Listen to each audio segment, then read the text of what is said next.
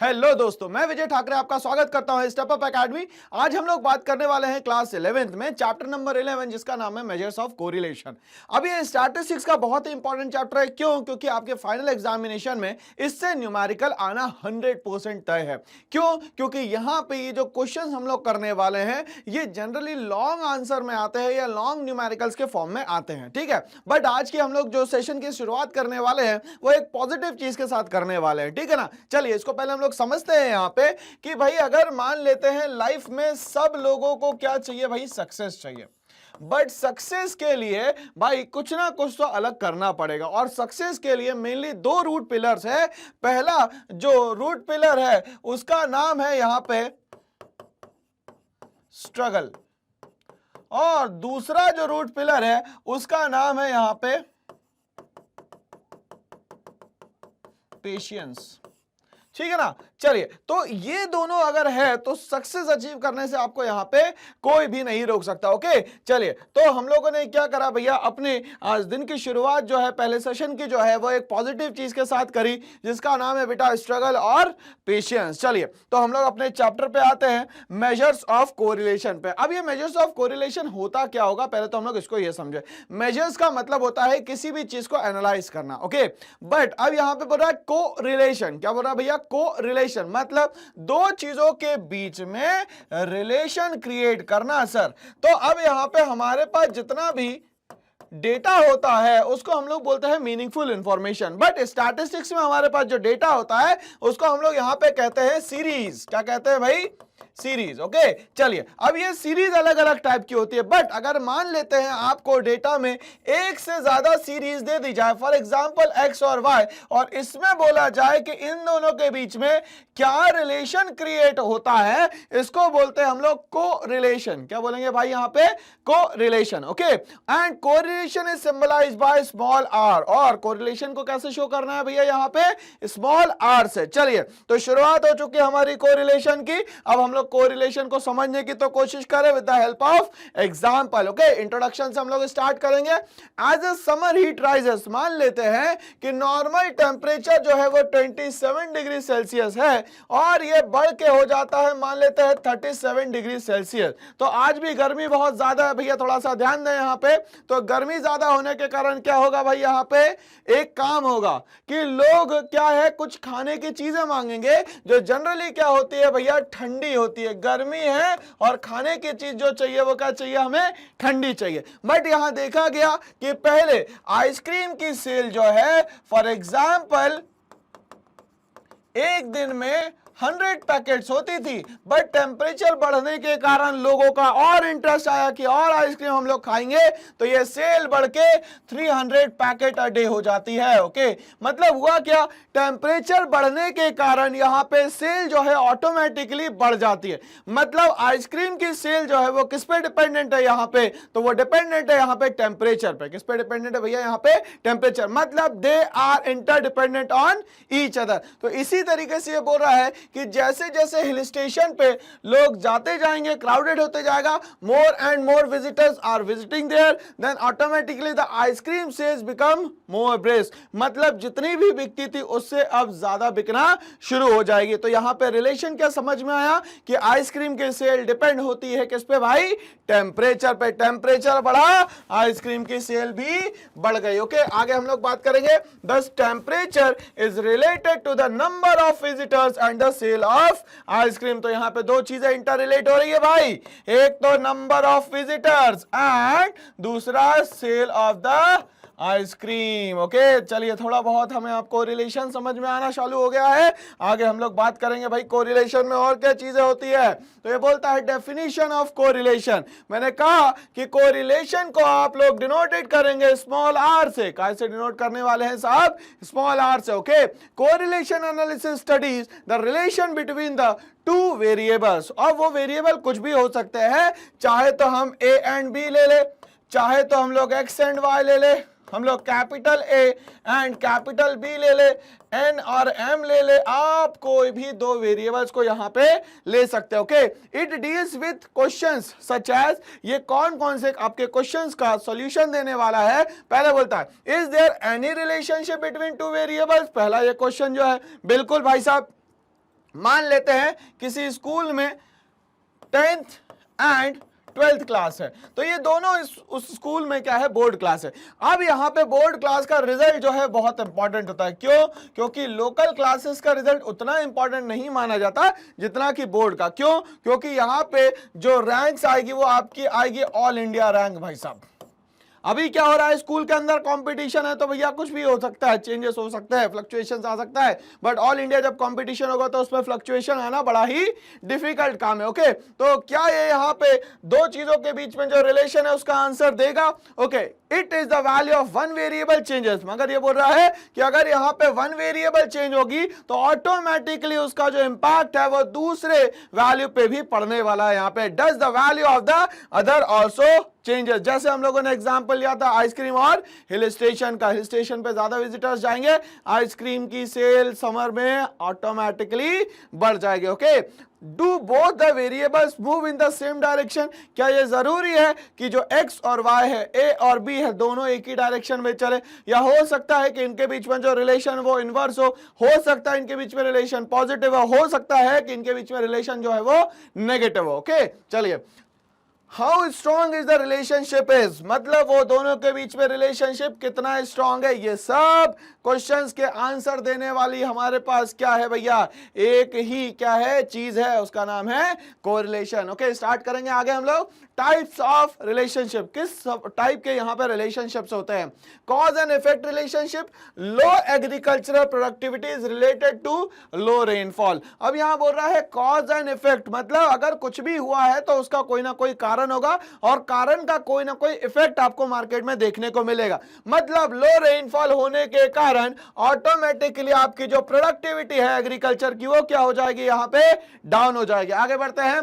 Coincidence, कभी कभी क्या होता है, कोई चीज हो जाती है, हम लोग नहीं एक्सपेक्ट करते और वो चीज हो जाती है। जैसे हम लोगों ने 2019-20 में एक्सपेक्ट नहीं किया था कि ऐसा कुछ डिजास्टर आने वाला है जिसका नाम था भैया कोविड। तो आ तो गया, बहुत बड़ा हेवी डिस्ट्रक्शन करके गया, इकोनॉमिकली भी और कहीं ना कहीं फिजिकली भी। ओके, हैवी इनटेक हुआ वहां मेडिसिन का, जिसके कारण कहीं ना कहीं इंटरनली हमारी बॉडी जो है वो आज डैमेज हो गई है। तो हमारी जो लाइफ एक्सपेक्टेंसी ऑटोमेटिकली अगर 60 इयर्स थी तो वो बिलो होके 52 इयर्स या 50 इयर्स आ चुकी है। कंटिन्यूअसली अभी भी डेथ हो रही है कार्डियक अरेस्ट के कारण, कहीं ना कहीं हैवी डोसेस के कारण। तो ये सारे के सारे इंपैक्ट है। तो ये बोला जाता है भैया इसको कोइंसिडेंस। क्या कहा जाता है? कोइंसिडेंस। हो गया, हम लोग चाहते नहीं थे, अगर कोई चीज ऐसी हो जाती है इसको बोलते हैं कोइंसिडेंस।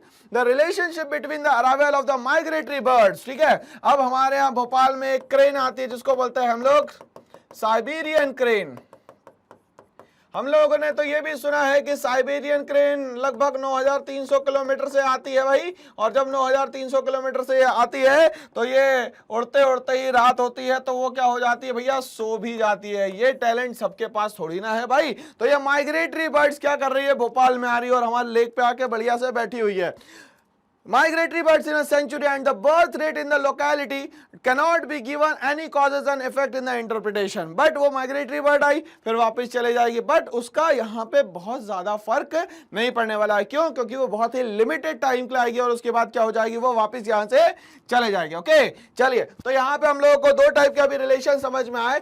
थर्ड हम लोग रिलेशन बात करते हैं भैया, third variables impact on two variables. ठीक है, अब ये जितने भी आपके वेरिएबल है इन दोनों पे जो है वो एक साथ क्या पड़ने वाला है, इंपैक्ट पड़ने वाला है। brisk sale of ice cream may be related to the higher number of death due to drowning। ये भी तो हो सकता है कि भैया वहां पे डूबने वालों की संख्या जो है वो बहुत ज्यादा हो चुकी हो। The victims are not drowned due to eating ice cream, risking temperature leads to the brisk of ice cream। भाई वहां बहुत सारे लोग डूब गए तो इसके कारण लोगों ने जाना बंद कर दिया। लोगों ने जाना बंद किया मतलब नंबर ऑफ विजिटर्स वहां पे क्या हो गए, कम हो गए। ऑटोमेटिकली क्या इंपैक्ट पड़ेगा, तो सेल ऑफ आइसक्रीम जो है वो कम हो जाएगी यहाँ पे। ओके, आगे बढ़ेंगे। Rising temperature lead to brisk sale of ice cream, moreover large number of people start going to swimming pool to beat the heat. अब मान लेते हैं वो बहुत ज्यादा गर्मी होने के कारण वो कहाँ चले गए, स्विमिंग पूल। अब स्विमिंग पूल वैसा तो नहीं था जैसा लोगों ने सोचा, डेप्थ बहुत ज्यादा थी, गए और निपट सुलझ गए। This might have raise the number of dead due to drowning, ठीक है ना। तो भैया यहाँ टेम्परेचर का कोई बहुत बड़ा खेल नहीं था, यहाँ खेल था पूरा का पूरा स्विमिंग पूल का। तो ये सारे के सारे सिस्टम है जिसके कारण हम लोग को कोरिलेशन पढ़ना है। आगे हम लोग बात करते हैं व्हाट डज कोरिलेशन मेजर्स, क्या क्या मेजर करके देगा आपको कोरिलेशन। बोलता है correlation studies and measures the direction and intensity of relationship among variable, किस डायरेक्शन में जा रहा है ये पूरा का पूरा सिस्टम, उसकी हम लोग यहाँ कोरिलेशन में डिस्कशन करने वाले हैं, बात को समझने वाले हैं। कोरिलेशन मेजर्स कोवेरिएशन नॉट कॉजेशन, ठीक है। अब ये कोरिलेशन बताता है एक दूसरे के बारे में, कोई कारण नहीं बताता कि ये क्यों बढ़ रहा है या कहां से बढ़ रहा है। Correlation should never be interpreted as implying cause and effect relationship, तो कोरिलेशन के कारण कहीं भी कॉज एंड इफेक्ट रिलेशनशिप यहां पे क्रिएट नहीं होता है। आगे बढ़ते हैं, बोलता है the presence of correlation between two variables for example X and Y, हम लोगों ने जनरल डेटा ले लिया X and Y, simply means that when the value of one variable is found to change in one direction, अगर मान लेते हैं X series का डेटा वन डायरेक्शन में जा रहा है, the value of other variable is found to change either in the same direction, हो सकता है कि y जो है, y जो सीरीज है उसका पूरा डेटा x सीरीज के ही पैरेलल चल रहा हो, सच दैट पॉजिटिव चेंज, ये चेंज जो है वो क्या कहलाने वाला है, यहाँ पे पॉजिटिव चेंज कहलाने वाला है, और in the opposite direction such as negative change. मतलब कि यहाँ कोरिलेशन में दो टाइप के चेंज हमें समझ में आ गए, एक तो पॉजिटिव चेंज और दूसरा कौन सा होता है, नेगेटिव चेंज। ओके चलिए, तो यहाँ पे कोरिलेशन में दो बात तो हमें एकदम क्लियर हो गई है। आगे हम लोग बात करेंगे पॉजिटिव कोरिलेशन के। ओके इसमें क्या होता है भाई, बोलता है when two variables moves in the same direction, मतलब दोनों ही क्या हो रहे हो, असेंडिंग फॉर्म में जा रहा हो या इंक्रीजिंग फॉर्म में जा रहे हो, that is one increases the other also increases and when one decreases the other also decreases. तो दोनों जब साथ में चलते हैं तो इसको हम लोग यहाँ पे क्या कहते हैं भाई, पॉजिटिव कोरिलेशन। कौन सा कोरिलेशन होता है ये, पॉजिटिव कोरिलेशन। जैसे हम लोग यहाँ पे डेटा को देखें तो एक्स जो है वो 10 20 30 40 and y 100 150 200 and 250 up to so on. इसी तरीके से अगर x डिक्रीज हो रहा है तो ऑटोमेटिकली y भी क्या होगा, यहाँ पे डिक्रीज हो जाएगा। तो इस सिस्टम को हम लोग बोलेंगे यहाँ पे पॉजिटिव कोरिलेशन। कौन सा कोरिलेशन कहलाता है बच्चों, ये पॉजिटिव कोरिलेशन। अगर हम लोग बात करेंगे यहाँ नेगेटिव कोरिलेशन की, तो बोलता है when two variable changes in different direction it is called negative correlation, मतलब दोनों के बीच में रिलेशन कुछ इस तरीके से होगा, इसको हम लोग वाइस वर्सा भी कहते हैं। ओके और हम लोग चाहे तो इसको हम लोग बोल सकते हैं यहां पे negative relation.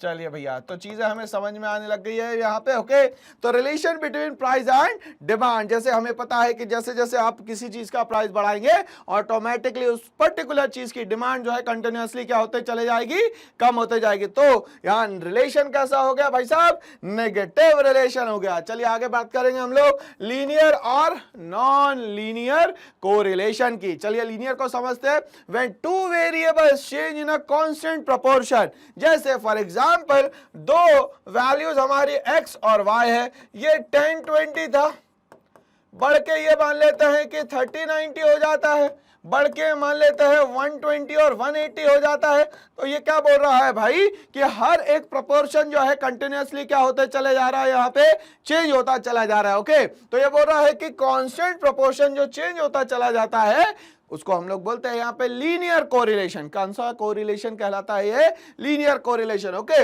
If two sets of data bearing fixed proportion, but ये बोल रहा है कि अगर मान लेते हैं दो सेट्स है जिनका डेटा जो है वो फिक्स प्रोपोर्शन में है, to each other are shown on a graph paper, और इसको हम लोग क्या करेंगे भैया, ग्राफ पेपर पे शो करेंगे। फॉर एग्जांपल ग्राफ पेपर हम लोगों ने ले लिया, ये y एक्सिस हो गया, ये हमारा x एक्सिस हो गया, और दोनों ही डेटा कंटिन्यूअसली क्या होते जा रहे हैं, बढ़ते चले जा रहे। तो इसको हम लोग क्या बोल सकते हैं यहाँ पे, लीनियर कोरिलेशन। कौन सा कोरिलेशन होगा ये?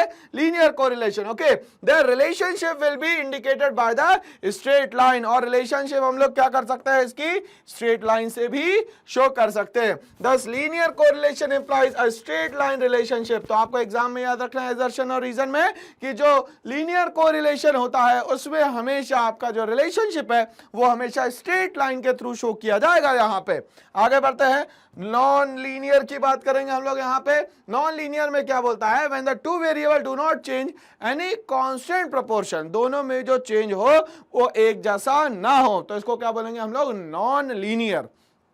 The relationship said to be non-linear. Such a relationship does not form a straight line. चलिए हम लोग इसको बनाने की कोशिश कर लेते हैं एक बार। ये x एक्सिस हो गया, ये हमारा y एक्सिस हो गया। मान लेते हैं अगर ये कुछ इस तरीके से होगा तो ये शो ही नहीं कर सकते हम लोग एक स्ट्रेट लाइन से। ओके, ये तो अलग रिलेशन बता रहा है, ये तो डाउनवर्ड रिलेशन बता रहा है। तो ये बोलता है यहाँ पे कि यहाँ नॉन लीनियर कोरिलेशन में हमेशा आपको स्ट्रेट लाइन रिलेशनशिप नहीं मिलने वाला है। आगे हम लोग बढ़ते हैं, आगे बात करते हैं सिंपल एंड मल्टीपल कोरिलेशन की।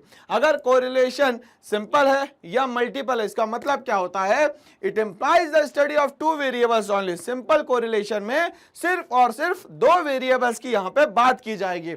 But like the relationship between the price and demand, और हमें यह पता है कि किसी भी चीज का प्राइस अगर बढ़ता है ऑटोमेटिकली उसकी डिमांड जो है मार्केट में क्या हो जाती है, कम हो जाती है। मान लेते हैं प्राइस 10 रुपीज था, बढ़ के 20 रुपीज हो गया, डिमांड मान लेते हैं 200 थी, ऑटोमेटिकली 100 हो गई। तो इसके बीच में रिलेशन कैसा हो गया भाई साहब, तो नेगेटिव रिलेशन हो गया। कौन सा रिलेशन हुआ यहाँ पे, नेगेटिव रिलेशन हुआ। चलिए अब हम लोग बात करें यहाँ मल्टीपल कोरिलेशन की। क्या होता है मल्टीपल, दो से ज्यादा अगर आपने डेटा ले लिया तो इसको हम लोग बोलेंगे यहाँ पे मल्टीपल कोरिलेशन। ओके, समझते हैं इसको।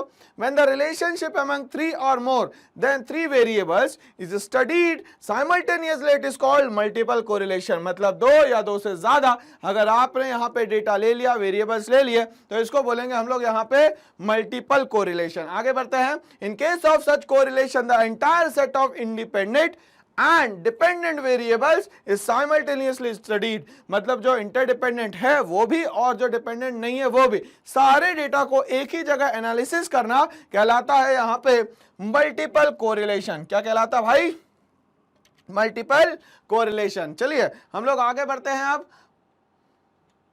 मल्टीपल कोरिलेशन के बाद आगे बढ़ेंगे, हम लोग बात करेंगे डिग्रीज ऑफ कोरिलेशन की। ओके, मेजर करने का तरीका। अब सबसे पहले बोलता है perfect correlation. When two variables are change in same proportion it is called as the perfect correlation. May be two kinds, ये जो है वो दो टाइप के होते हैं। पहला परफेक्ट पॉजिटिव। पॉजिटिव मतलब भैया हर डेटा जो है वो क्या हो जाएगा, कंटिन्यूअसली इंक्रीज होता चला जाएगा।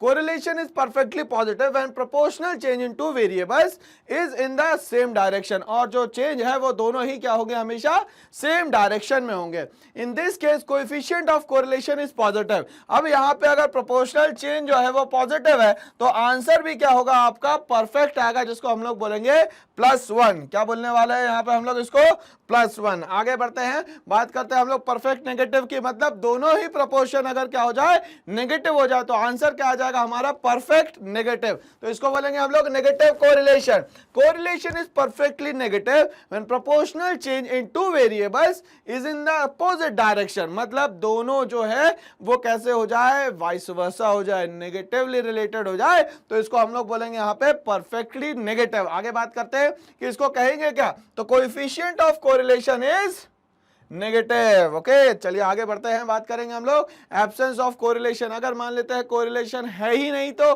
फिर क्या होगा, if there is no relation between two series or variables, that is change in one no effect on the change in other। मतलब एक पे चेंज हो रहा है, दूसरे पे कोई भी असर नहीं हो रहा है। then those series and variable lack any correlation between them। अब इसको हम लोग समझते हैं कि क्या होगा इसमें, तो ये बोलता है sir limited degree of correlation हो सकता है यहाँ पे between perfect correlation and absence of correlation there is a situation of limited degree of correlation। In real life mostly finds limited degree of correlation, its coefficient r is more than 0 and less than 1। मतलब ये less than 0 क्या हो जाएगा भैया, तो यहाँ पे correlation जो है वो ज्यादा होगा, फिर 0 होगा, बट किससे, कब होगा, तो 1 से कम होगा, मतलब बिटवीन 0 एंड 1 होगा हमेशा क्या भाई, कोरिलेशन। ओके, आगे बढ़ते हैं हम लोग, बात करते हैं the degree of correlation between 0 and 1 में भी क्या क्या हो सकता है। तो सबसे पहले बोलता है high degree correlation.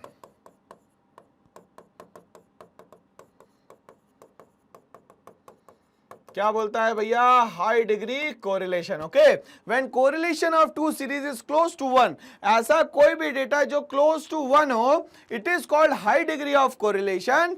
Its coefficient lies between 0.75 to 1। तो ये बात हम लोग को याद रखनी है भैया, पॉजिटिव कोरिलेशन जो है जनरली किसके पास होता है, 1 के पास होता है। मतलब 0.75 से लेके 1 का जो भी डेटा होगा वो सब किस में आएगा, हाई डिग्री ऑफ कोरिलेशन में।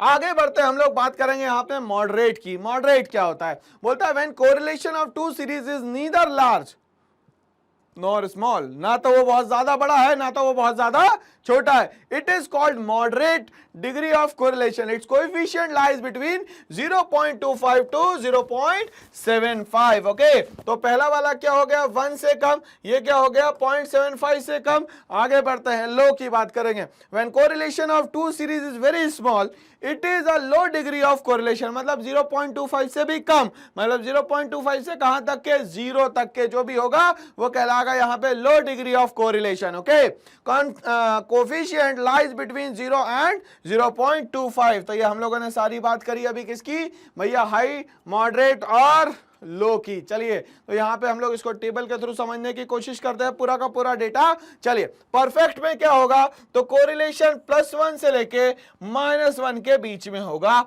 आगे बात करेंगे हाई डिग्री में क्या होगा, तो +0.75 से लेके -0.75 से लेके 1 तक के जो डेटा होगा उसको हम लोग बोलेंगे यहाँ पे हाई डिग्री ऑफ कोरिलेशन। आगे बढ़ते हैं, मॉडरेट में क्या होगा, तो सर 0.25 से लेकर 0.75 होगा, और यहाँ पे क्या होगा, -0.25 से लेकर -7.5 तक है। ओके, और लो में क्या होगा सर, 0 से लेके 0.25। इसी तरीके से अगर नेगेटिव के बात करें तो 0.25 से लेके 1 तक के, और 0 में तो दोनों ही क्या हो जाएंगे भैया, 0। तो हमें यहां पे ये क्या समझ में आ रहा है कि 4 चीजें हैं, परफेक्ट, हाई, मॉडरेट और लो। ठीक है, परफेक्ट में +1 या -1, हाई में क्या होगा भैया 0.75, मॉडरेट में क्या होगा भैया 0.25, और लो में क्या होगा 0.25 से भी कम होगा। तो इसको याद करने का यही तरीका है, हर इसमें 25% क्या होगा, चेंज होगा भाई। ओके, तो यहां से हम लोग देखें ये 25% और बढ़ा दो 25%, ये फिर 25% 75% पे आ गया, और ये अपने आप में क्या हो गया, एंड में 100% हो गया। तो इस तरीके से पूरा का पूरा सिस्टम यहाँ पे हमारा काम करता है, पॉजिटिव कोरिलेशन और नेगेटिव कोरिलेशन का। आगे बात करते हैं मेथड ऑफ एस्टिमेटिंग कोरिलेशन। तो कोरिलेशन को आप लोग कैलकुलेट कैसे करेंगे भैया, ये भी तो बताइए। तो इन्होंने बोला सर स्कैटर डायग्राम मेथड से कर सकते हैं, Karl Pearson coefficient of correlation से कर सकते हैं, या स्पीयरमैन रैंक कोरिलेशन से कर सकते हैं। मतलब there are 3 methods to calculate the value of the correlation। आगे बात करेंगे हम लोग भाई कि मेथड में करना क्या है हम लोगों को। बोलता है स्कैटर डायग्राम में एक काम करिए, to make scatter diagram data are plotted on a graph paper. ये मेथड जो है क्या बताता है कि आप एक ग्राफ पेपर पे पूरा का पूरा डेटा जो है वो बना लीजिए। A dot is marked for each value, और बोल रहा है कि हर किसी चीज को सॉल्व करने के लिए आपको डॉट्स का यहां पे यूज करना है। Okay, the course of these dots would indicate direction and closeness of the variable। और ये क्या बताएगा भैया कि कौन से डायरेक्शन में आपका डायग्राम जा रहा है और क्लोजनेस टू द वेरिएबल आपकी कितनी है। ये स्कैटर्ड की हम लोगों ने बात करी, अभी स्कैटर्ड को हम लोग यहाँ पे समझते हैं।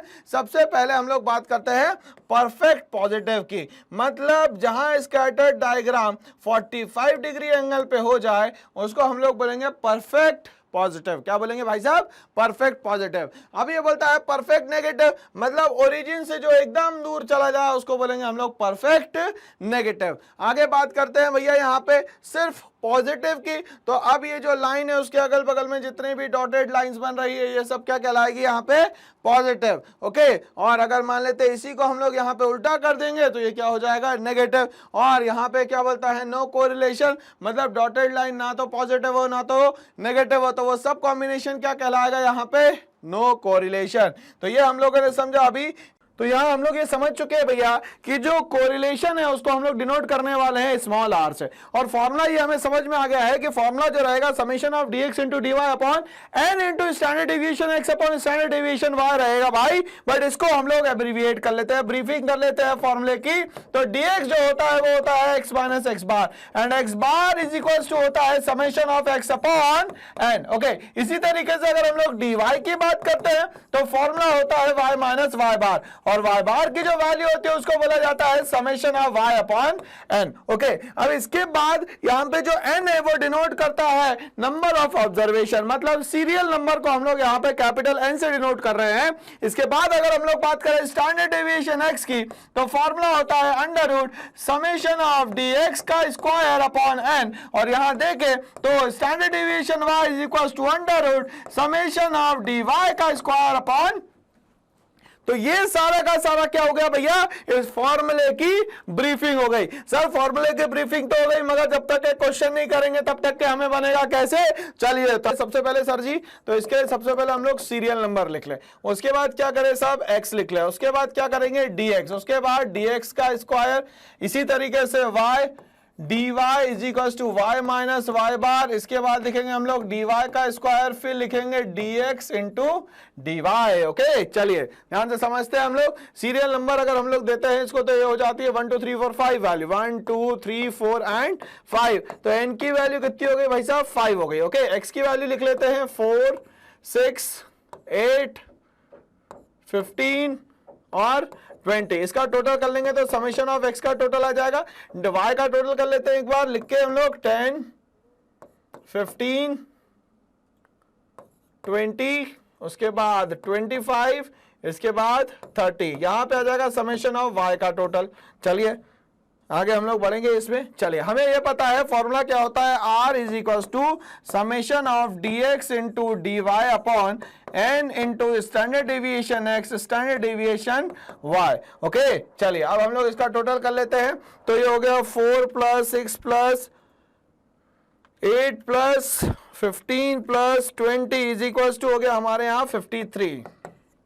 इसका हम लोग टोटल कर लेते हैं sir, 10 plus 15 plus 20 plus 25 plus 30। Okay, इसका टोटल आ जाता है 100।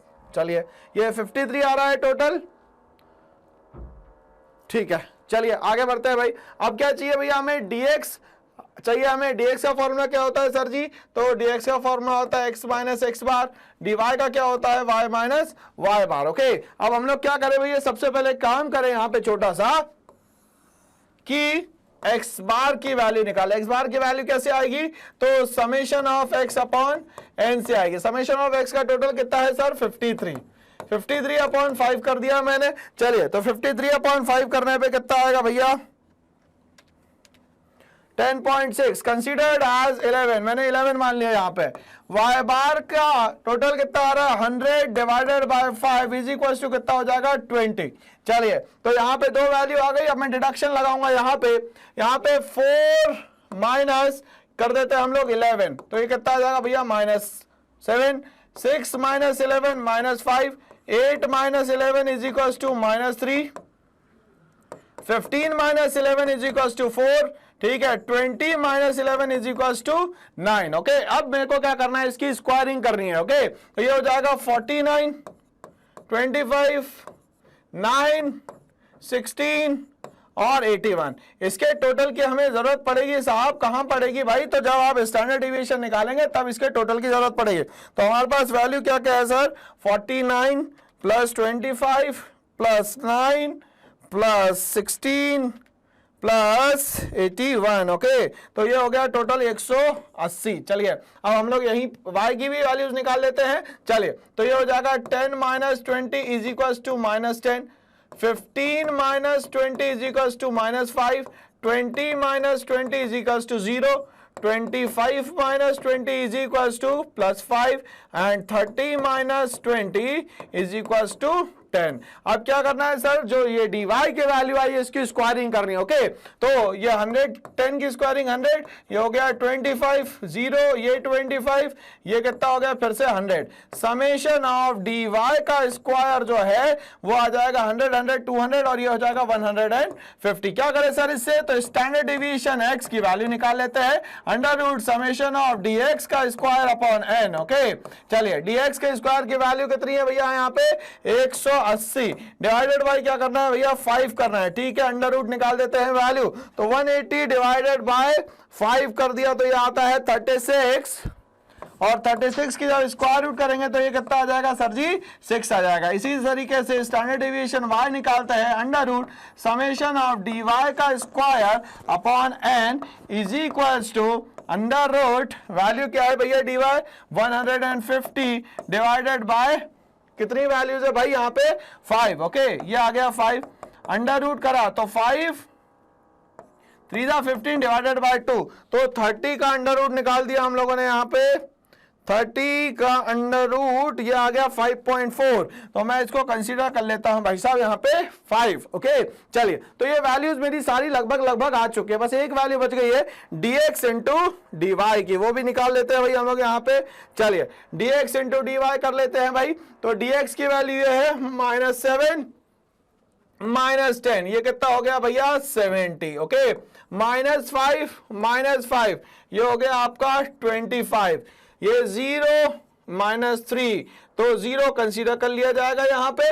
ओके, ये 4 और ये 5 4 जा 20। ओके, 9 और ये 10, ये हो जाएगा 90। यहां से आ जाएगा summation of dx into dy का टोटल। ओके, चलिए टोटल कर लेते हैं भाई हमें यहाँ पे, ये 5 9 10 11 11 12 13 और ये कितना हो गया भैया 205। तो dx और dy का जो सम टोटल आता है वो आता है 205 डिवाइडेड बाय 5 मल्टीप्लाइड बाय, अब यहाँ पे स्टैंडर्ड डेविएशन x की जो वैल्यू है वो कितनी है भैया 6 है, मल्टीप्लाइड बाय और इसके हम लोग देखें तो कितना है भैया स्टैंडर्ड डेविएशन y जो है वो 5 है। ओके, तो हम लोग इन दोनों को मल्टीप्लाई कर लेते हैं भाई, तो 25 मल्टीप्लाइड बाय 6 इक्वल्स टू कितना होता है 205 डिवाइडेड बाय 105। ओके, तो इसको डिवाइड किया भैया 205 डिवाइडेड बाय 105, तो ये वैल्यू कितनी आ रही है 1.95। ओके, तो ये +1 से लेकर -1 के बीच में जो है वो वैल्यू आनी चाहिए। ठीक है, तो ये हमारी वैल्यूज यहां पे आ रही है। ठीक है, तो इसी के साथ ये हमारा क्वेश्चन यहाँ पे कंप्लीट होता है। ऐसे ही आपको ये क्वेश्चन को क्या है, हर एक क्वेश्चन को आपको फॉर्मूले बेस पे इसको करना पड़ेगा, फॉर्मूला बेस नहीं होगा तो दिक्कत हो जाएगी अपने को। ठीक है ना, तो फॉर्मूले को हम लोग को हमेशा बेस बना के चलना है। चलिए आगे हम लोग बढ़ते हैं, अब बात करते हैं हम लोग यहाँ पे प्रॉपर्टीज की, properties of correlation and coefficient.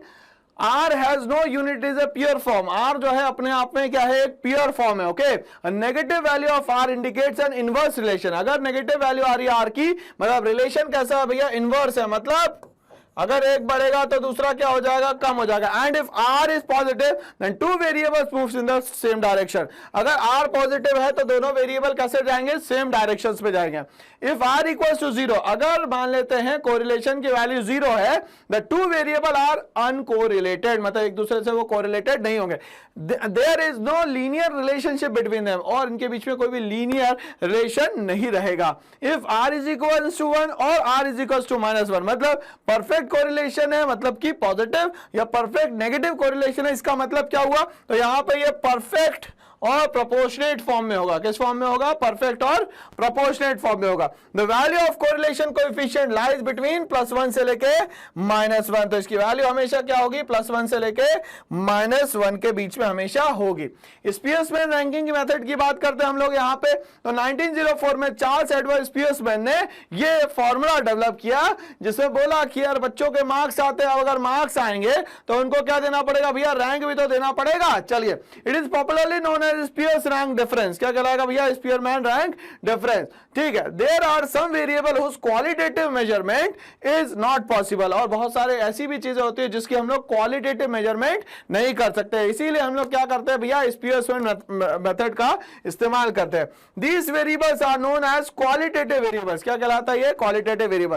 Such as beauty, bravery, wisdom, ability and virtue. ये सारी की सारी क्या होती है भैया? रैंक के थ्रू शो होती है। कैसे थ्रू शो होती है भैया? रैंक के थ्रू ये पूरा का पूरा शो होता है। ओके, फॉर्मूला की बात करें हम लोग यहाँ पे, तो फॉर्मूला होता है R K is equals to 1 minus 6 summation of D square. अब यहाँ पे डी स्क्वायर का मतलब क्या होगा भैया? तो डिफरेंस बिटवीन रैंक, तो डिफरेंस बिटवीन रैंक को हम लोग डी से डिनोट करते हैं, मतलब R1, R2, R2, R3, R3, R4, इस तरीके से रैंकों का जो डिफरेंस होता है उसको हम लोग यहाँ पे D से शो करते हैं। नंबर ऑफ ऑब्जर्वेशन को हम लोग डिनोट करते हैं यहाँ पे N से। कैसे डिनोट करते हैं साहब? N से। तो फॉर्मूला हो गया 1 minus 6 summation D square upon N cube minus N। Okay, अब इसमें तीन कंडीशन आती है। पहला बोलता है व्हेन रैंक्स आर गिवन, जब रैंक आपको दी हुई है, सिर्फ फॉर्मूले में आपको पुट कर रही है। When ranks are not given, जब नहीं दिए गए तो आपको क्या करना पड़ेगा? रैंक आपको देनी पड़ेगी। तीसरा बोलता है when the values of series are the same, मतलब when the ranks are repeated, जब रैंक्स क्या हो जाए बच्चों? रिपीटेड हो जाए, तब क्या करना है? तो ये तीनों कंडीशन हम लोगों को अभी सॉल्व करनी है। चलो एक एक कंडीशन को हम लोग समझने की कोशिश करें बेटा। यहाँ पे चलिए, पहला आपको क्वेश्चन दिया हुआ है ये इस तरीके से। ओके, तो जज 1 और जज 2 दिए हुए हैं। ओके, अब हम लोग क्या करें भैया? सबसे पहले इसको हम लोग सीरियल फॉर्म में लिख लेते हैं। तो ये सीरियल नंबर हो गया, कितना है? 1 2 3 4 5 6 7। तो इसको हम लोगों ने लिख लिया 1 2 3 4 5 6 और 7। जज 1 ने जो बोला वो लिख लिया, जज 2 ने जो रैंक दी वो लिख लिया हम लोगों ने। इनने रैंक दी 5 4 7 3 1 2 6। ओके, अब हम लोग जज 2 पे आते हैं। तो ये हो गया सर जी 6 5 2 1 3 4 एंड 7। चलिए, तो अब हम लोग आ गए हैं पूरे कोर क्वेश्चन पे। फॉर्मूला क्या होता है सर जी? तो R K is equals to 1 minus 6 summation of D square upon N cube minus N. चलिए आगे समझते हुए चलेंगे। तो सर सबसे पहले क्या निकालना है आपको यहाँ पे? तो डिफरेंस निकालना है। क्या निकालना है? डिफरेंस। डिफरेंस कैसे निकलता है भाई? तो डिफरेंस निकालने का तरीका रैंक 1 माइनस रैंक सेकेंड, मतलब J1 को मैं R1 लिख दूं और J2 को मैं क्या लिख दूं बेटा? R2 लिख दो। माइनस करना शुरू करता हूं भैया। 5 माइनस 6, 4 माइनस 5, 7 माइनस 2, 3 माइनस 1 और 1 माइनस 3, 2 माइनस 4 और 6 माइनस 7। तो इससे मेरी वैल्यू काय की आ जाएगी भाई साहब? डी की वैल्यू यहाँ पे आ जाएगी। ओके, चलिए लिख लेते हैं इसको। ये हो जाएगा -1, ये भी हो जाएगा -1, ये हो जाएगा भैया 5, ये हो जाएगा 2 -2 -2 -1। तो यहां पे हम लोगों ने डी की वैल्यू निकाल दी, और डी का मतलब होता है difference between the rank first and the rank second. चलिए आगे बढ़ते हैं हम लोग। अब डी की वैल्यू के बाद निकालना है मुझे डी स्क्वायर। क्या निकालना है? D square. कैसे आएगा? तो -1 का स्क्वायर 1, -1 का स्क्वायर 1, 5 का स्क्वायर 25, 2 का स्क्वायर 4, 2 का स्क्वायर मतलब -2 का स्क्वायर भी हो जाएगा 4, यहां पे भी 4 और यहां पे हो जाएगा। अब इसका क्या कर लेंगे हम लोग? यहाँ पे समेशन ऑफ डी स्क्वायर का निकाल लेंगे भाई साहब टोटल। क्या निकालेंगे? टोटल। चलिए टोटल कर लेते हैं। 1 2 7 हो गया, ये 7 प्लस 4 हो गया 11, 11 प्लस 4 15, 15 प्लस 4 हो गया 19, प्लस 1 हो गया 20, कैरी 2। ठीक है, 2 प्लस 2 कितना हो गया? 4। तो समेशन ऑफ डी स्क्वायर का जो टोटल है वो कितना आ गया भैया? यहाँ पे 40। कितना आ चुका है? 40। चलिए हम लोग आगे बढ़ाते हैं अपनी कहानी। 1 minus 6 multiplied bye 40 divided by, अब यहाँ पे क्या है भैया? इनका टोटल 7। ठीक है, अब क्या चाहिए मुझे? एन क्यू मतलब 7 का क्यू -7। चलिए आगे ध्यान से सुनिएगा भैया। तो 7 into 7 into 7 is equal to होता है 343 -7 अपॉन 6 4 का कितना हो गया? 24, 240। 1 माइनस, इसको हम लोग सॉल्व करेंगे भाई। 343 माइनस 7 करा हम लोगों ने, तो ये आ जाएगा 336। तो 240 डिवाइडेड बाय 336। चलिए आप ध्यान से समझिएगा। अब 336 को हम लोग क्या करेंगे भैया 240 से डिवाइड करेंगे 336 को, तो ये वैल्यू आएगी 0.71। तो एक में से अगर माइनस करते हैं तो ये वैल्यू बचती है हमारे पास 0.28। तो ये आंसर आ रहा है भैया हमारा क्या कोरिलेशन का, कितना 0.28, मतलब 100% आंसर जो है वो बेटा हमारा यहाँ पे सही है। तो इसका एक स्क्रीनशॉट ले लीजिए, एग्जाम में आपके काम आने वाला है। तो ये कौन सा क्वेश्चन था? क्वेश्चन वो था जब सारी की सारी रैंक आपको क्या थी भैया, गिवन दी हुई थी। चलिए आगे बढ़ते हैं हम लोग यहाँ पे। अब यहाँ बोलता है कि जज ने कुछ मार्क्स दे दिए हैं मगर रैंक नहीं दी गई है। तो अब यहाँ पे बहुत सावधानी रखनी पड़ेगी। सबसे पहले हम लोग इसको स्टार्ट करते हैं बेटा सीरियल नंबर से। वैल्यूज देख लेते हैं कितनी है, 1 2 3 4 5 6 7 8 9 10। चलिए थोड़ा सा कैलकुलेशन आसान हो सकता है यहाँ पे, 1 2 3 4 5 6 7 8 9 एंड 10। चलिए अब जज ए की वैल्यू हम लोग लिख लेते हैं भैया, फिर हम लोग इसको रैंक दे देंगे। जज बी के मार्क्स देख लेते हैं भैया हम लोग, और फिर क्या कर लेंगे, इसकी रैंक लिख लेंगे। चलिए मार्क्स के हिसाब से सबको सिस्टम चलेगा। तो जज ए ने दिए हम इसमें 52 मार्क्स, इसमें दिए 53, 42, 60, then 45, then 41, then 37, then 38, then 25, then 27। चलिए अब हम लोग यहाँ पे क्या करते हैं, जज बी के मार्क्स लिख लेते हैं यहाँ पे। सर जी 65, ये फिर हो गया 68, ये हो गया 43, ये हो गया 38, ये हो गया 77, ये हो गया 48, ये हो गया 35, ये हो गया 30, ये हो गया 25, ये हो गया 50। चलिए अब हम लोग क्या करेंगे भैया, इनको रैंक दे देंगे। चलिए रैंक दे देते हैं हम लोग इसको यहाँ पे।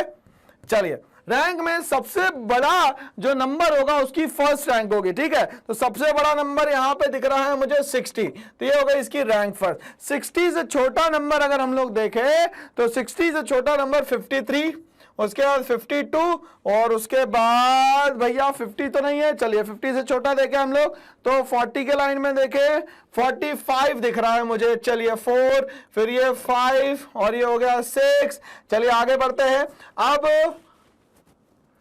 हाँ यहां पे हम लोग देख लेते हैं। अब ये 37 दिया हुआ है, तो ये हो गया 7, ये हो गया 7, ये हो गया हमारा 8, ठीक है। चलिए और बात करें हम लोग 25 और 27 की, ठीक है। तो ये हो गया 8 के बाद ये 9, और ये हो गया हमारा 10। चलिए अब हम लोग आगे बढ़ते हैं। इसी में हम लोग R2 निकाल लेते हैं। इसमें सबसे बड़ी वैल्यू जो है मुझे दिख रही है 77, 77 के सामने 1, उसके बाद दिख रहा है 68, ये 2, ये हो गए भैया 3। अब आगे बढ़ते हैं इसमें, इसके बाद 43 दिख रहा है, 48 दिख रहा है मुझे, ओके। ये हो गया 4, ये हो गया 5, सॉरी गलती हो रही है यहाँ पे, हम लोगों के पास 50 भी है। चलिए ध्यान दीजिएगा, 1 2 3, इसके बाद ये जो 50 है ये हो जाएगा 4, उसके बाद ये हो जाएगा 5, ये हो जाएगा 6, इसके बाद ये हो जाएगा 7, ये हो जाएगा 8, ये हो जाएगा 9, और ये हो जाएगा 10। इस तरीके से हम लोगों ने क्या करा, रैंक फर्स्ट और रैंक सेकंड दी, ओके। चलिए अब यहां से हम लोग डिफरेंस निकाले। फॉर्मूला क्या होता है, R1 माइनस R2, ओके। चलिए वैल्यूज का डिफरेंस निकाल लेते हैं हम लोग यहाँ पे। तो वैल्यूज का डिफरेंस देखें तो 3 माइनस 3 कितना हो गया भैया, 0, और हमें इस d से क्या निकालना है सर जी, d स्क्वायर निकालना। 2 माइनस 2 0, 5 माइनस 6 1, 1 माइनस 7 जो है वो हो गया 6, 4 माइनस 1 कितना हो गया भैया 3, 6 minus 5 1, 8 minus 8 0, 7 minus 9 2, 10 minus 10 0, 9 minus 5 9 minus 4 कितना हो गया यहाँ पे 5। चलिए आप ध्यान दीजिएगा, इसका मेरे को निकालना है स्क्वायर। तो यहाँ कुछ नहीं, यहाँ कुछ नहीं, यहाँ 1, यहाँ 36, यहाँ पे 9, यहाँ पे 1, यहाँ पे 0, यहाँ पे 4 0, और यहाँ पे, तो ये आ गया समेशन ऑफ डी स्क्वायर का टोटल। चलिए कर लेते हैं भैया, टोटल कितना आ रहा है। तो ये हो गया, इन तीनों को ऐड करेंगे, ये हो जाएगा 46, ये हो गया 5, ये हो गया 51, 51 प्लस 25, ओके। चलिए ये हो गया हमारा 76। अब फॉर्मूला पुट करते हैं। फॉर्मूला क्या कहता है सर जी? फॉर्मूला कहता है R is equal to 1 minus 6 summation D square upon N cube minus N. चलिए 1 माइनस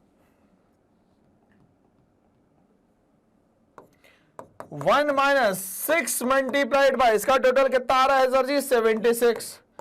ओके अपॉन 10 का क्यूब माइनस 10। अब ये 10 का क्यूब माइनस 10 कहां से आया? ये जो सीरियल नंबर है वो कितना दिया हुआ है सर जी? 10 दिया हुआ है। तो n की वैल्यू कितनी हो गई यहाँ पे? 10 हो गई। कितनी हो गई भैया? 10 हो गई। चलिए इसकी स्क्वायरिंग कर लेते हैं 1। अब 76 इंटू 6 कर लेते हैं हम लोग, ये हो जाएगा 456। 10 का क्यूब निकाला तो ये हो गया 1000 माइनस 10, ये हो गया 1 माइनस 456 अपॉन ये हो गया 990। 456 को डिवाइड किया हम लोगों ने 990 से, तो ये आता है हमारा 0.46। तो ये हो गया 1 minus 0.46 is equals to, minus कर दिया 1 में से तो ये कितना हो जाएगा? 0.53।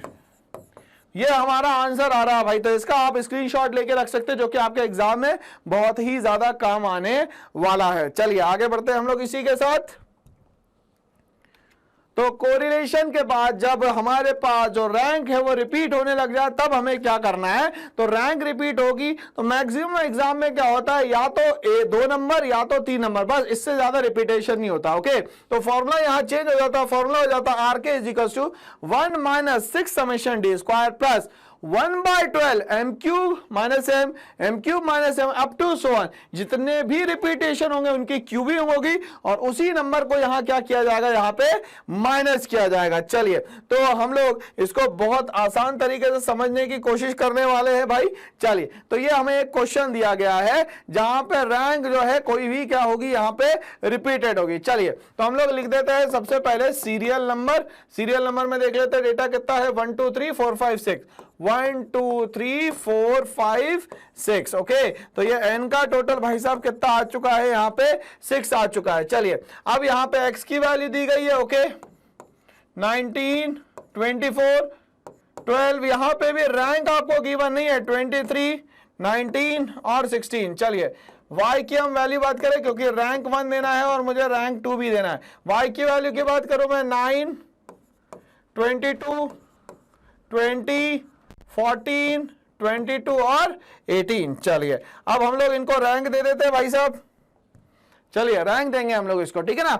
इसमें सबसे बड़ा नंबर कौन सा है भाई साहब? फर्स्ट, उसके बाद सेकंड। अब ये भी क्या है भैया? सेकंड है, ठीक है ना। ओके अब सेकंड हो गए यहाँ पे। अब हम लोग क्या आया देखें इसको, तो ये कैसी रैंक है भैया? 1 के बाद 2 और 3, तो दोनों का एक जैसा तो नहीं दे सकते हम लोग। तो हम लोग क्या करेंगे? इसकी मिड वैल्यू दे देंगे। तो 2 और 3 की मिड वैल्यू क्या होती है सर? 2.5। तो इसको भी हम लोग बोलेंगे यहाँ पे 2.5 और इसको भी बोलेंगे हम लोग यहाँ पे 2.5। अब दोनों नंबर चले गए, मतलब 2 3 चला गया। अब हमारे पास क्या है? डायरेक्टली 4। तो इसके बाद डायरेक्टली वैल्यू जो है वो क्या होनी चाहिए? 4 होनी चाहिए, ठीक है ना। तो ये बात हम लोग को थोड़ी बहुत यहाँ पे समझ में आ चुकी है, ठीक है।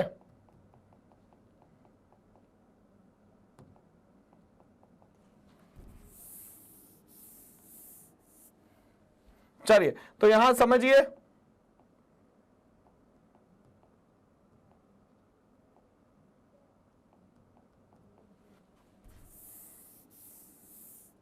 चलिए तो यहां पे ये फर्स्ट वैल्यू, उसके बाद ये सेकंड वैल्यू आ गई। ओके अब ये क्या होना चाहिए था भैया हमारे पास?